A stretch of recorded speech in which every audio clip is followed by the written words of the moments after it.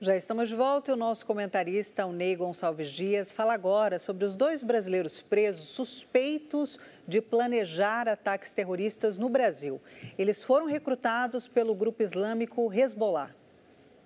A prisão pela Polícia Federal de 2 brasileiros acusados de estar preparando ações terroristas aqui no Brasil, a expedição de 2 mandados para o Líbano e ações de busca e apreensão em 3 estados do Brasil está sendo politizada por autoridades do Brasil e dos Estados Unidos e de Israel. Israel informou a Polícia Federal e o Serviço de Inteligência americano informou que havia possibilidade desses 2 homens de possíveis ações no Brasil. Pois bem, isso é perfeitamente natural entre as agências internacionais. Muitas vezes a nação não tem nem acordo, mas a outra presta esse serviço. Agora, Israel chama para si o protagonismo de toda esta ação. O presidente Lula disse que o Mossad não pauta o governo brasileiro, nem o serviço, nem a agência americana. O embaixador brasileiro posa, fica ao lado de Bolsonaro. O embaixador brasileiro diz que ainda também não entende por que os brasileiros não estão na lista. Então, tudo isso complica. O ministro Dino faz pronunciamento. É preciso não politizar. O meio de campo está embolado. Deixem a Polícia Federal cumprir o seu trabalho. E vamos insistir para a saída dos 33 brasileiros que estão lá. Por que razão que até agora Israel, Egito e Catar se negam a permitir a saída de brasileiros? Israel vai começar a fazer pausas diárias de 4 horas em determinadas áreas do norte da faixa de Gaza. A afirmação foi feita por um porta-voz da Casa Branca, ao mesmo tempo em que autoridades negociam, no Catar, uma pausa humanitária no conflito.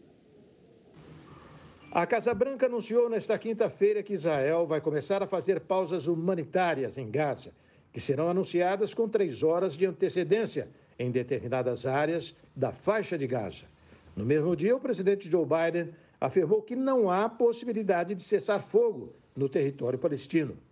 Mas chefes de inteligência de Israel e Estados Unidos falaram nesta quinta-feira no Catar sobre uma possível pausa humanitária na guerra entre o exército de Israel e o movimento islamita Hamas.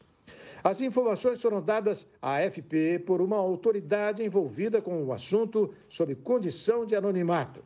O diretor da CIA, Bill Burns, e o chefe do Mossad, David Barnea, estão em Doha para negociações trilaterais com os cataris.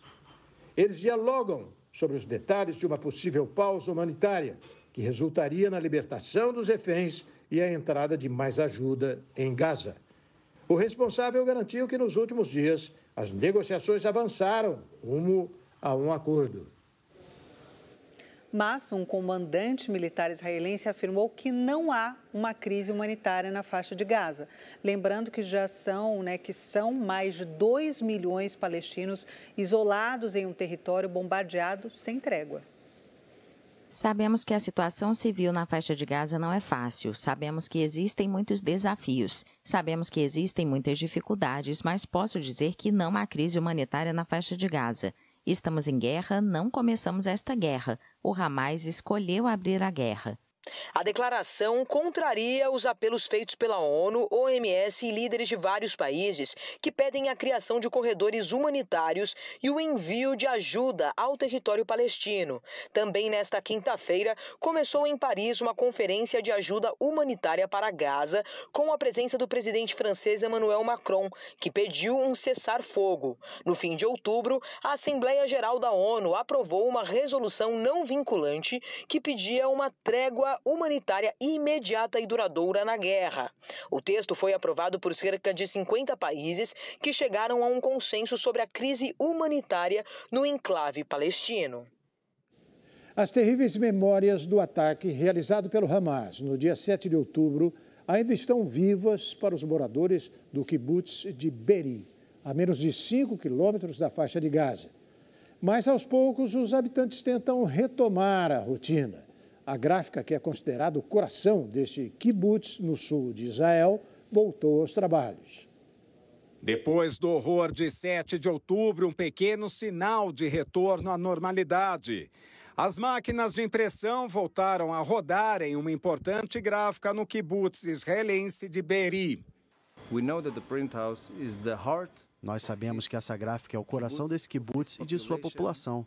E quando o coração não está funcionando, o resto do corpo para de trabalhar. Esta comunidade no sul de Israel, a menos de 5 quilômetros da faixa de Gaza, contava com 1.200 habitantes. Mas cerca de 90 moradores, incluindo crianças, morreram no ataque do Hamas. Outras pessoas estão desaparecidas, em sua maioria feitas de reféns em Gaza. Mais de um mês após o atentado, as marcas da violência persistem, como casas devastadas e manchas de sangue. Os momentos de terror também não saem da memória de quem presenciou as terríveis cenas. Eles pularam pela janela porque a casa estava pegando fogo e se esconderam nos arbustos. O marido e a esposa saíram para verificar a situação, mas foram encontrados pelos terroristas e assassinados. As duas crianças foram atrás dos pais, olharam nos olhos dos terroristas que foram embora e as deixaram para trás. Deixaram duas crianças sem família.